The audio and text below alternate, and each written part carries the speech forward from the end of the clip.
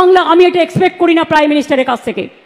আমি তার চেয়ারকে সম্মান করি, কিন্তু আমি যেমন তার চেয়ারকে সম্মান করি তারও উচিত আমাদের চেয়ারগুলোকে সম্মান করা। কেন বলবেন বাংলায় সব চোর তাই আমি টাকা বন্ধ করেছি? উত্তরপ্রদেশ সবচেয়ে বড় চোর, মহারাষ্ট্রের আপনার ডাবল ইঞ্জিন সবচেয়ে বড় চোর, বিহারের ডাবল ইঞ্জিন সবচেয়ে বড় চোর। আগে চোরদের দিকে তাকিয়ে দেখুন, বাংলাকে অসম্মান করার জন্য কটা টিম পাঠিয়েছিলেন চিফ সেক্রেটারি?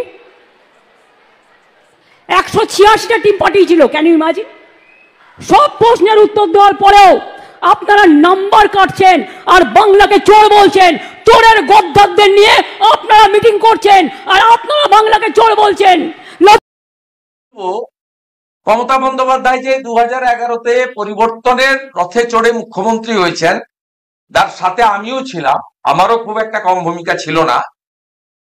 সেক্ষেত্রে যে 3টে বড় মেজর ইনসিডেন্ট উনাকে মুখ্যমন্ত্রী হতে সাহায্য করেছে, একটা সিঙ্গুরে তাপসী মালিকের কেস, সিবিআই হওয়ার জন্য সিপিএম নেতা দেবু মালিক সহ এরা জেলে ছিল।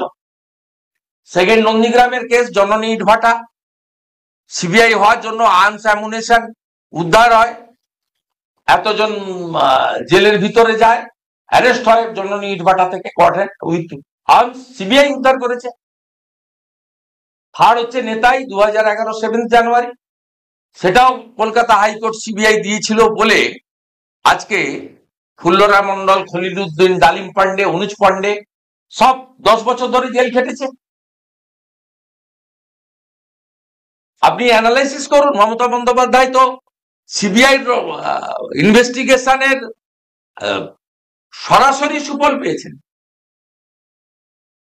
তৎকালীন সিপিএম এবং সিপিএম প্রভাবিত পুলিশ তো সাপোর্ট দেয়নি।